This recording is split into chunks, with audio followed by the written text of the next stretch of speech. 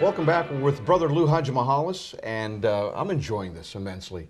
Brother Lou, you're so articulate in your word usage. How is it, now you mentioned that you only went to public school. How is it that you developed such an articulate method of delivering a message? How did you do this? Well, tell me about your background, schooling, etc.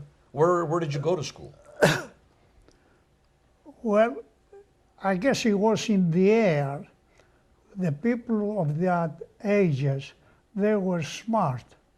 They were smart, and they were trying to be educated. No, So, this puts us where? In Greece, in someplace Greece, on an island? In Greece, in the islands. What island was that? Let's say Rhodos. We were unfortunately under the rule of Mussolini, and they were allowed for us to talk Greek, to speak Greek, to learn Greek. We were living in fear, and that's why it makes us more desirable to learn Greek language.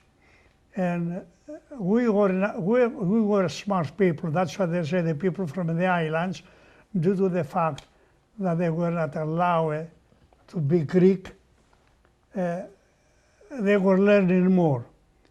So there was no other way to go after it. Now, did you have books? Did you have Greek books? And Yes. were you given school supplies, pencils, pens? Did you go with your sister, family to school? Right, but it was not so easy.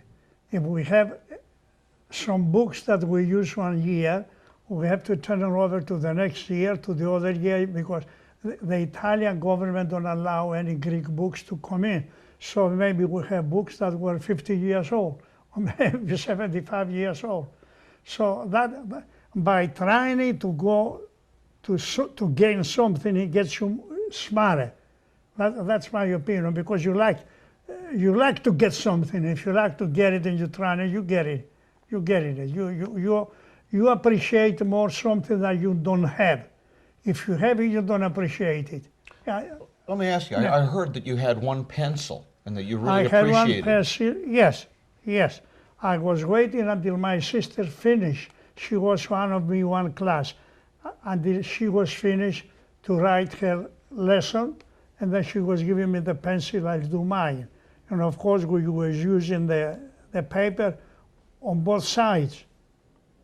Imagine how short we were. So you shared this pencil We shared the pencil, with your sister. yeah. And that would, one pencil, two one students, 1 year? 1 year. That. Wow. And I'm not exaggerating things. I mean, that is the truth. So any printed matter that you'd find would be valuable to you, that you would... So is my thing that in order to appreciate something very, very much, you have to miss it. If anything you have plenty, I mean anything, even money, even a beautiful woman, even nothing. Even my wife? Even your wife and her mother and her sister, nothing. If you have anything, you have plenty, you don't appreciate it. But if you miss it, then you appreciate it, and then it has more value. That's what happened with us in the islands. The Italians were after us, they don't want us to learn the Greek language, and that's why we started, that's why we learned. And I do have many people that they ask me what university I did go. And it's not only me.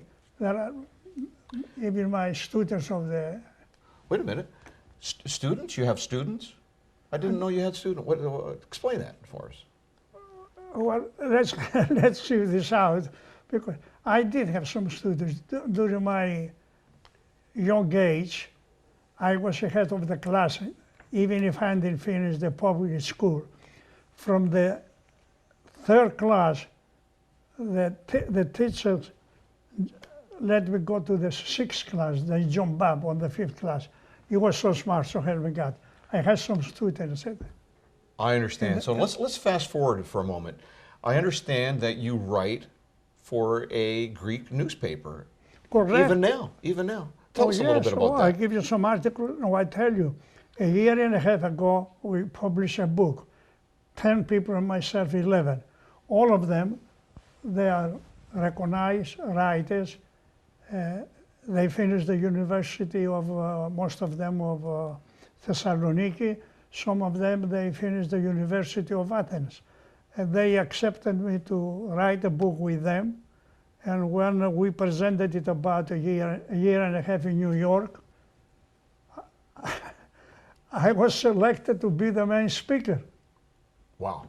Yes, Amazing. I have the pictures, yes. Amazing. So, Brother Lou, what newspaper do you write for?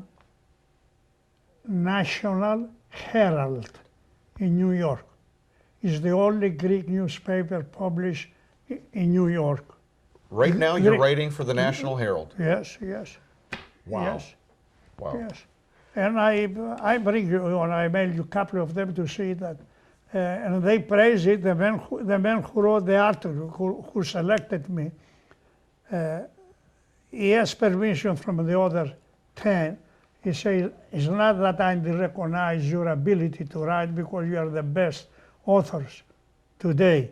Yeah. How does this tie in with what you did at the Greek embassy, Secret Service Greek embassy? What was that connection all about?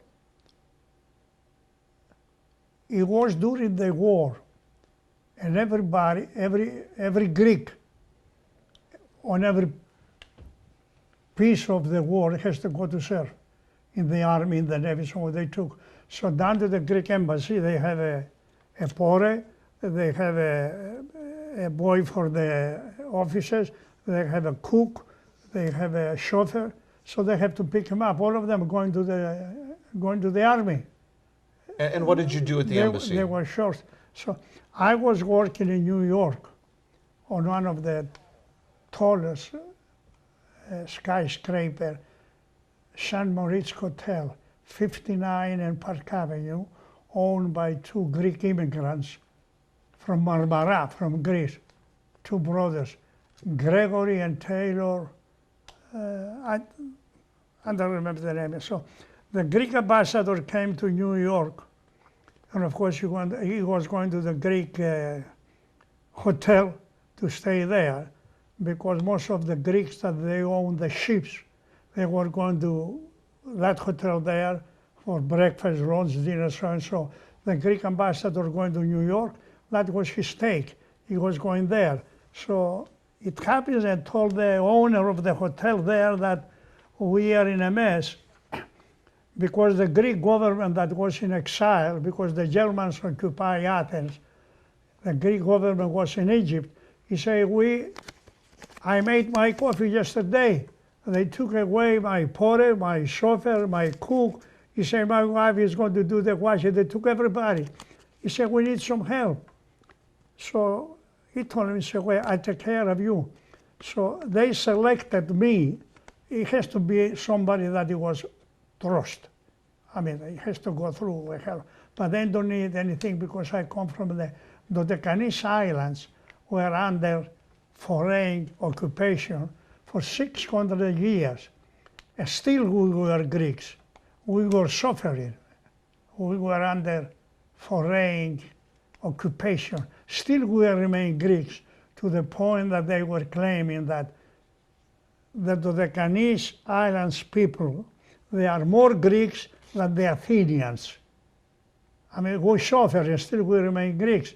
So they don't want any more proof that we were real Greeks.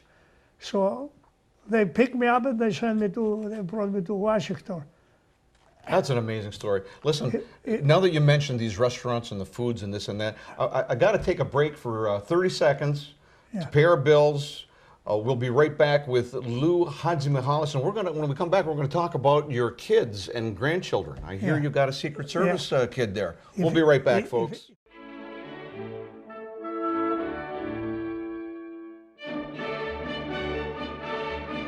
I get great service from Dubmax.